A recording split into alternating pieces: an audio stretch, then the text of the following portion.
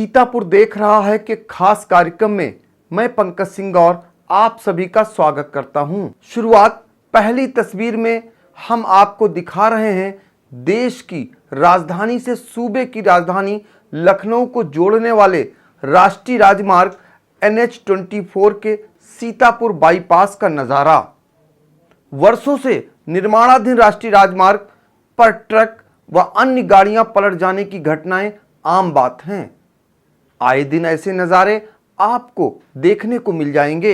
इन सब के बावजूद जिम्मेदार आंखें मूंदे हैं।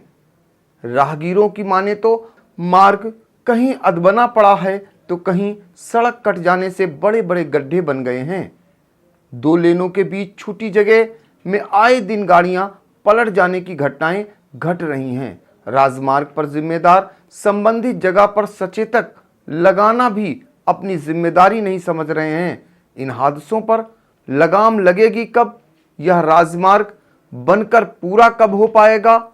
कब शासन और प्रशासन का वादा अमली जामा पहन पाएगा? यह बड़ा सवाल भी बना हुआ है। दूसरी तस्वीर में आई इंडिया ने कैमरे में कैद किया ऐसा नजारा जिसे देखकर आपको भी अपनी जिम्मेदारी का एहसास हो जाएगा। आप देख सकते हैं कि किस तरह एक लापरवाह पिता अपना पूरा परिवार एक टू व्हीलर बाइक पर ही फर्राटा भरते लिए जा रहा है। परिवार में शामिल छोटे छोटे मासूम बच्चों के चेहरे पर भी मास्क नहीं है। कोरोना काल में ट्रैफिक नियमों की धज्जियां उड़ाने के साथ साथ अपने परिवार की जान गंवाने पर आमादा व्यक्ति तब यह कारनामे करता दिखाई दिया जब कोविड महामारी से समूचे विश्व में मौतों का अंबार लग चुका है। सीतापुर जिले में भी अब तक 4 मौतें हो चुकी हैं।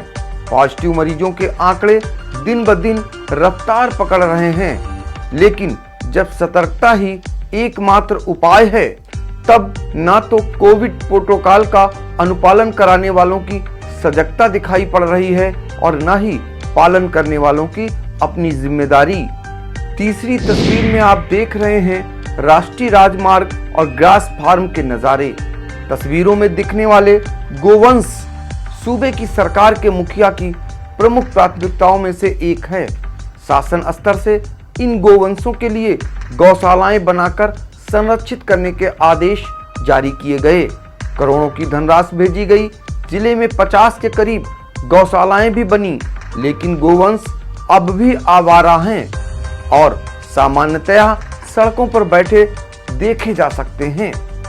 इसको लेकर किसानों ने भी कई बार अपनी समस्याएं मुखरता से बताई हैं कि किस तरह यह गोवंश आए दिन उनकी फसलें चौपट कर जाते हैं। इन सब के बावजूद कोरोना काल में इन आवारा गोवंशों की सुध लेने वाला कोई नहीं। जिम्मेदार अपनी जिम्मेदारी के नाम पर लकीर पीटते दिखाई पड़ रहे हैं और आवारा गोवंश सड़कों पर। जरा इस तस्वीर को गौर से देखिए। यह डिजिटल इंडिया के सामुदायिक स्वास्थ्य केंद्र रेउसा की है। यहाँ अन्य चिकित्सीय सुविधाएं तो दूर की कौड़ी, उजाले तक का इंतजाम नहीं है। बिजली गुल होने पर चिकित्सक मोबाइल टार्च जलाकर मरीजों का इलाज करते हैं और मरीजों को लाने वाले तीमारदारों को भी मोबाइल की रोशनी दिखानी होती है। गांजरी क्षेत्र में बिजली तो अक्सर ही गुल रहती है, लेकिन अफसोस की बात है कि 24/7 एसी में रहने वाले नियत नियंताओं को न तो अपने अधीनस्थों की और न ही बाढ़ और कटान की विभीषिका का दर्द झेल रहे गांजर वासियों की तकलीफें दिख रही हैं।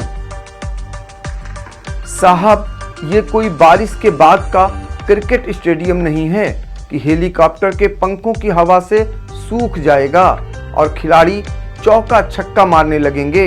ये गांजरी क्षेत्र में फैला शारदा व घाघरा का सैलाब है। इससे पनपी समस्याओं का इल्म हवाई सर्वे से नहीं बल्कि रास्तों पर बह रहे कमर तक पानी को पार करने पर ही हो पाएगा। हम बात कर रहे हैं प्रदेश सरकार के जल शक्ति राज्य मंत्री बलदेव सिंह ओलख की, जिनका उड़न खटोला लखीमपुर से बाढ़ प्रभावित इलाके का हवाई सर्वे करने के बाद सीतापुर के पुलिस लाइन पर उतरा था। क्या बाढ़ और कटान पीड़ितों का दर्द उन तक पहुंच पाया होगा? इससे पहले भी जल शक्ति मंत्री डॉक्टर महेंद्र सिंह बाढ़ इलाके का हवाई सर्वे कर चुके हैं, लेकिन हालातों में कोई सुधार फिलहाल नहीं दिखाई दे रहा है। हर दिन कभी नाव को लेकर, तो कभी स्वच्छ पेयजल को लेकर, तो कभी सड़क किनारे रह रहे कटान पीड़ित मिट्टी का तेल मांगते नजर आते हैं। यह था आई इंडिया का विशेष कार्यक्रम सीतापुर देख रहा है। फिर मिलते हैं सोमवार को नई 5 तस्वीरों के साथ।